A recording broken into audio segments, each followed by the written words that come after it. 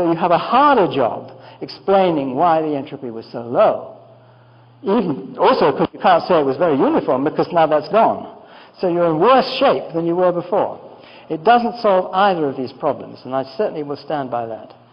However, and this is, as I said, the time of... However, there is something funny going on.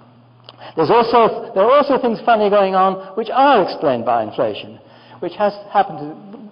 I guess the clearest one is that there are correlations between what happens there and what happens there. And those correlations cannot be explained in the standard cosmologies. So there is something funny going on. It may not be inflation. I don't think it is inflation. I don't think it explains this, but at least there is something funny going on. So we need a bit of fantasy. It's no good just saying because it's fantasy, it's wrong.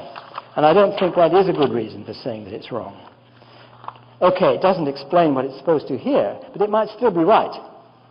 I just don't think it's right because once you've removed these reasons, it's an ugly theory. Now that's not particularly good reason, is it? I mean, it might still be right, but nevertheless. We are left with these problems. Fundamental problem raised by the second law of thermodynamics and the nature of the Big Bang. There's just what I was saying, a description. This funny thing about the entropy being so low in this very special way that it's gravity only in which was special. There's something very strange about that.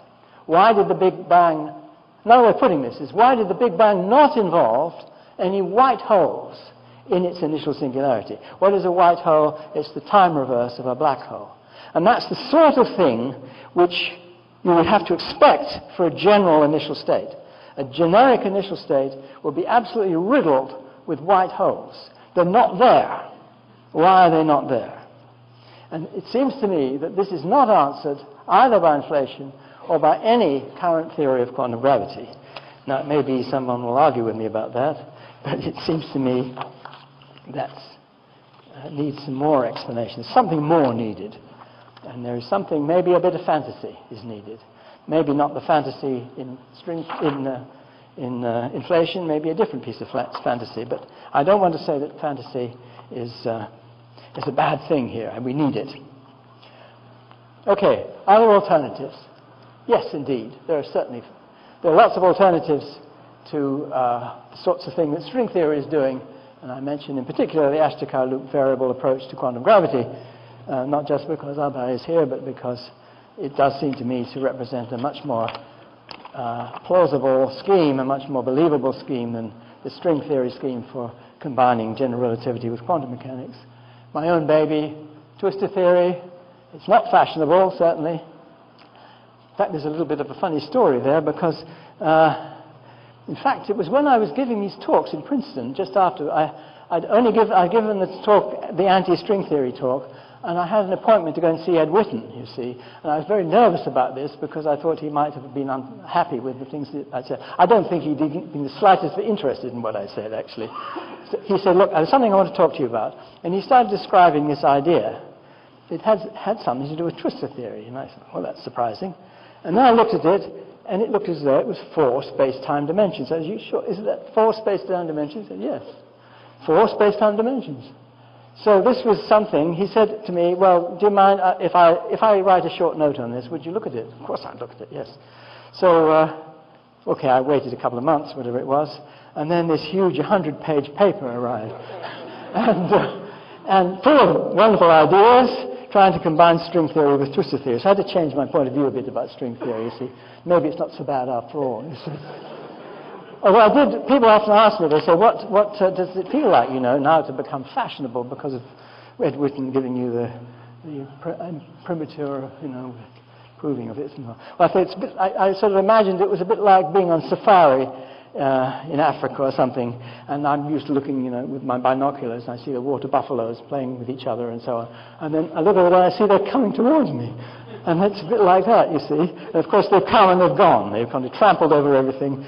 And it's actually had some interesting effects, which are still going on at the moment. And I think the string theories have taken out of the subject, but what's been left, some new ideas have been allowed to grow, and I think it's quite exciting. So I don't know where to go, but it certainly looks as though something positive has happened.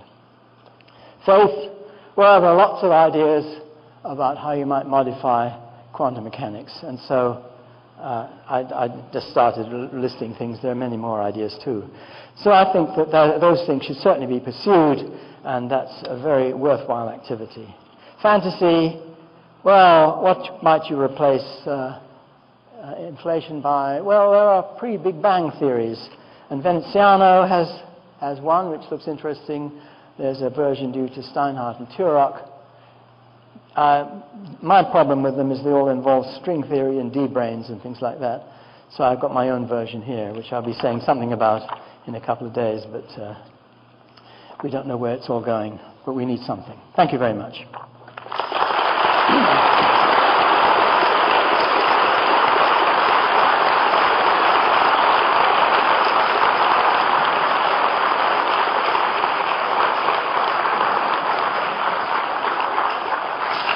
Thanks very much, Roger. It's late. I know a lot of people want to leave.